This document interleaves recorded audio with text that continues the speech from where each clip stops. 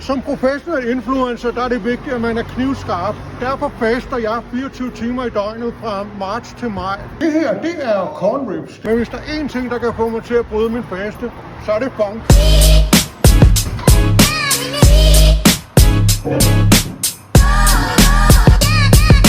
Det gik samme hurtigt. Ved I, hvorfor man får sashimi så hurtigt? Det er fordi, det ikke er kogt. Så her har vi så at gøre med en fø, som er lavet på en fong, som er lavet af svampe og andre lækre ting og noget grønt.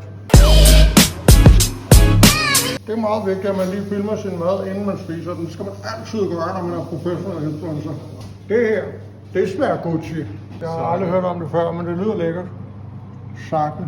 Her det er faktisk det flotteste æg, jeg nogensinde har set på en flaske. Så jeg er faktisk fuldstændig ligeglad med, hvordan det her sakke det smager. Ikke så flot. Og det giver jeg en thumbs up. Professionel influencer, Kim Kaiser.